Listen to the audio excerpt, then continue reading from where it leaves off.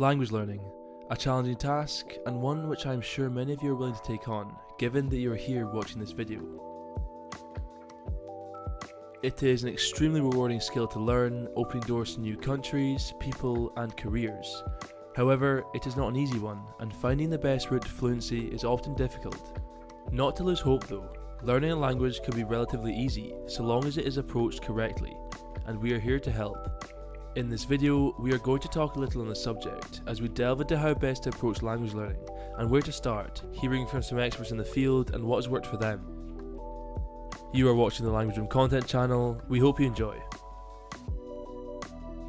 So, you want to learn a language, but you're not sure where to start or how to approach it? Well, you're in the right place. Language learning, like all disciplines, is one which has people divided on what is right and wrong. Some people think that you should start by learning a few phrases at a time, some think grammar is step one, and others recommend simply diving straight into the deep end and getting exposed to the language. The truth is, there is no single correct answer, and a lot of it also depends on the learner, aka you. Regardless, in this short, informative video, we are going to cover some popular ways to go about it, and we'll hear from experts along the way. Joining us in today's video are two language professionals, Vicky Trianis, a professional translator and interpreter who is fluent in English, Spanish, French, Italian and Arabic, and John Pumphrey, translator who speaks English, German, French and Russian with fluency, as well as more languages at conversational levels. So, where to start?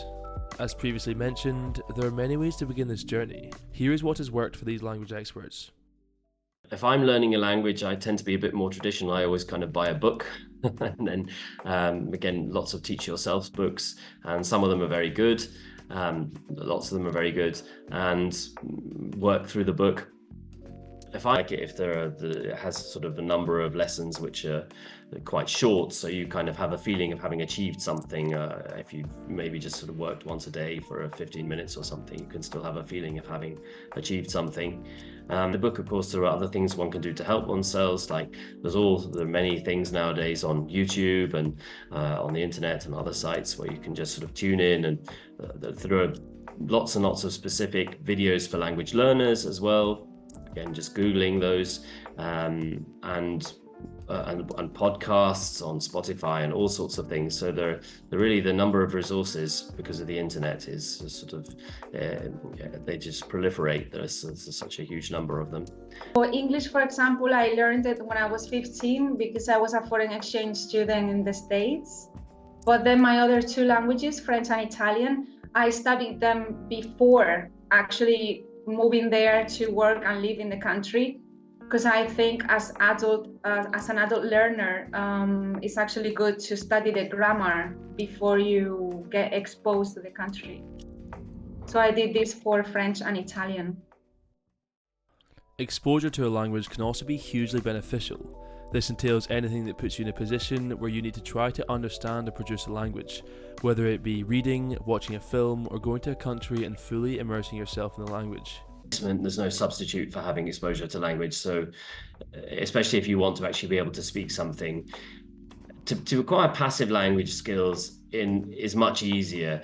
You can just one can watch films and things and read and so on and so forth, and then one can speak, one can understand a lot of a language. But if you want to be able to actually speak it and communicate in it, then there's absolutely no substitute for exposure and being in a place where the language is spoken frequently and being forced to use it. I think there's just isn't any other substitute for that. Yeah, I mean, you cannot get one thing without the other. Like you said, for example, in Spain, we had an education system in which we only learn how to read and write English. And until I was 15, I couldn't speak the English language. So I think it's a good combination of both. You can study grammar before moving to that country, but you have to absolutely live in that country in order to get the language that you are aiming for. 70% exposure, 30% motivation. Finally, there are numerous methods or tricks which people use in order to accelerate the language learning process. Some of these can help you improve your grammar or simply pick up vocabulary much faster. Here are some of the ones which were most popular with our experts. You study the grammar and then you move there and you work there. Not only because you have to make some sort of living in order to live in that country, but also because working is a great way of learning a language.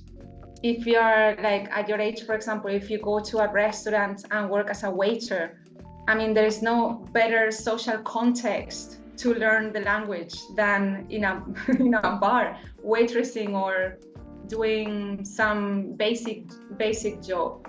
Yeah.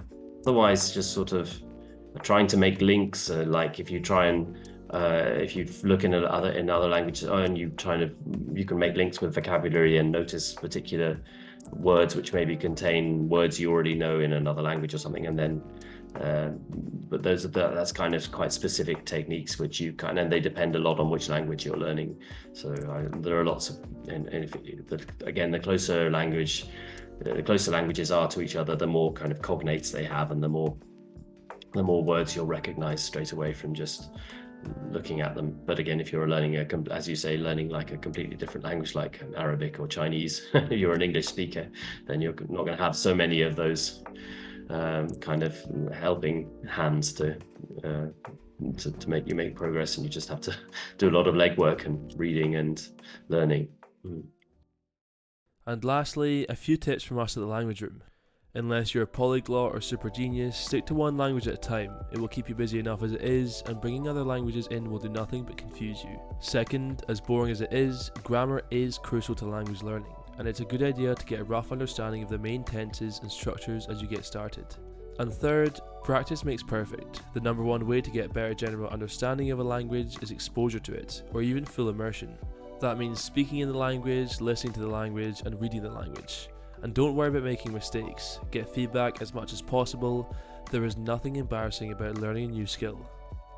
It's never going to be a short journey. Take your time, put the effort in, and make sure to enjoy it. If not, it will become another boring chore and you will lose interest. We thank you for watching the video and hope it has informed you, or at least helped you learn something new. If you enjoyed the video, please leave a like and let us know what we should do next in the comments. Thanks again for watching, and we hope to hear from you soon.